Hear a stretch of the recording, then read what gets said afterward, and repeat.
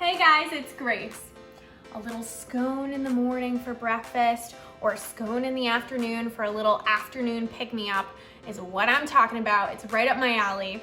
Scones are so yummy. They're one of my favorite pastries, just as much as I love biscuits, but they're different than biscuits.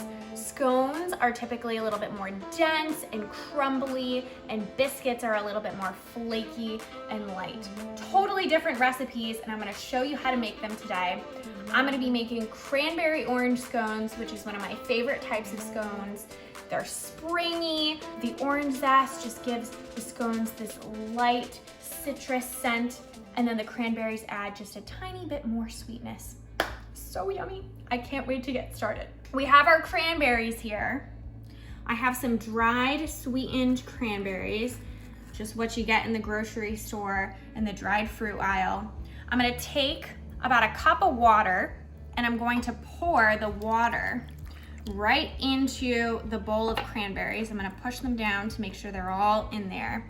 So I'm gonna let the cranberries reconstitute, which basically just means that you're going to let them plump up into what they used to be before they were dried in water.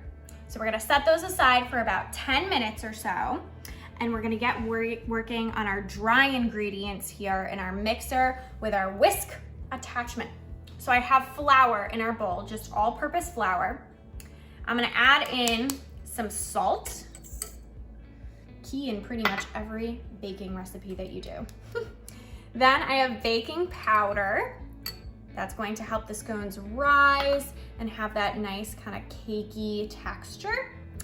Then I have here some sugar, and you'll notice that there's not that much sugar, because if you go to England and you have a scone at tea time, they're actually really not sweet.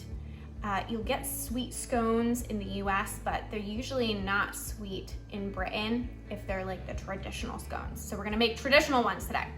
So I have my dry ingredients here, but we're missing one ingredient, which is orange zest.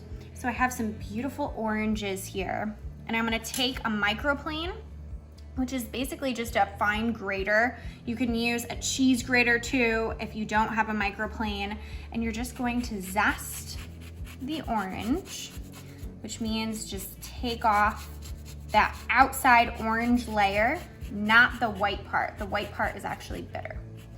So we're going to add about a tablespoon or so of orange zest to our dry ingredients. Make it stop. All right, I'm gonna pop this in. There you go. It smells so good in here because of the orange zest. My entire kitchen smells so fresh and clean. I'm going to turn my mixer on, just kind of like a low to medium speed, and I'm just going to make sure that these are all combined really well. All the ingredients are in unison all together. In any good scone recipe, you have butter, and very cold butter. Cold butter is key to scones and biscuits. So I have here about 6 tablespoons of salted butter that I'm going to cube up. I'm gonna cube it into little small chunks here so that it easily combines with the dry ingredients, just like that. Actually leave it in the butter paper so I can just pop it right into my mixer. By the way, you can do this all by hand. You don't need to have a stand mixer. Everything's obviously a little easier with one, but you can do it by hand. So I have my paddle attachment on my mixer. I'm gonna turn this on about low to medium speed again, and you're going to let this go until you see a coarse crumble. So basically all the ingredients are mixed together and it resembles a nice crumble. Our coarse crumble has arrived. Oh. It requires you to unlock the mixture. Mixture, oh my gosh, mixer. I can't talk. Okay, so we have our butter coarse crumble mixture in our mixer. Wow, that's a tongue twister. And then I'm going to combine all of my wet ingredients together. So I have here some vanilla extract. I love love vanilla in all things that I bake. And then I have some heavy cream. I'm gonna add that right in here. It is ice cold heavy cream. This is the key to scones. Biscuits actually have buttermilk or milk in them. Scones have heavy cream. It's gonna give it a more dense texture. And then they also have an egg, which is different from biscuits. So I'm gonna go ahead and crack. Pop that right in there. I lost the little egg. Boop. And then I'm going to just kind of lightly whisk this all together. You can also use a spoon, but I find that a whisk is easier to break up that yolk. All right, I'm going to take my wet ingredients and pour them right into my dry ingredients. There you go. And I'm going to turn my mixer on just until the ingredients come together. You don't want to overmix. Please don't overmix. You're gonna have tough scones. Here we go. So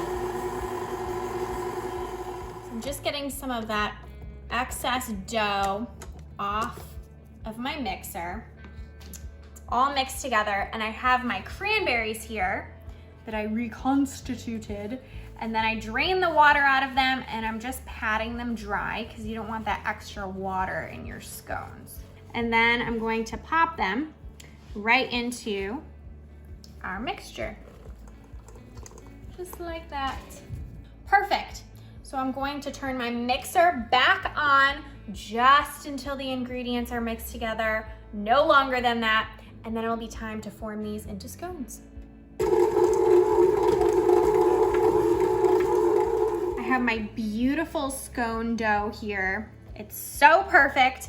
I turned it right onto a cutting board so I can work on the dough. So I made a ball, and I'm just going to press down the dough until it's about an inch or so thick. And you're gonna wanna keep it in a disc shape.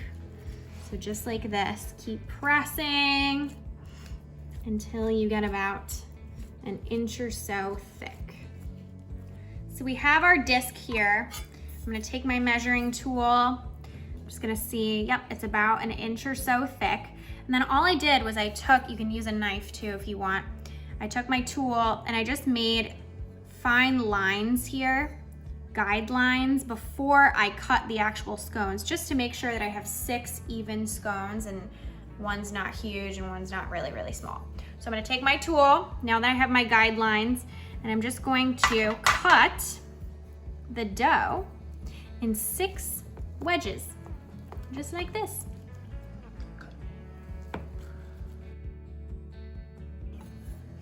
Okay, so I have my 6 wedges here, and now it's time to put them on a greased baking sheet. So I'm just going to pick them up lightly, be careful not to break them. You can make sure that they're nice and wedged, that they look really, really nice, just like that. And then I'm gonna place it on a baking sheet and make sure there's room for 6. Our 6 wedges are right on our baking sheet, and it's time to brush them with a little bit of heavy cream. This is the secret. This makes the scones nice and tender, and it also just adds to the actual taste of the scones. You'll really notice a difference if you don't brush each scone with some heavy cream. So now that we've brushed each scone with heavy cream, and they're gonna come out nice and crispy on the top and soft and tender in the middle, I'm gonna pop them in the oven at 400 degrees for about 17 to 20 minutes until they're just golden brown. See you then.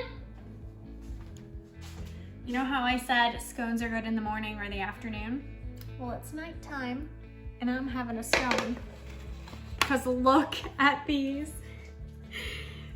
The smell of this room is better than anything I've ever smelled. I mean, it might be a slight exaggeration, but not really. Don't they look so good? Eric and I were saying that this is the scone that we have our eyes on. So I'm gonna go for this one. Look at that. Is that not amazing? It's like dense, but also super light in a sense, and crumbly and just fantastic. I can't wait to try this.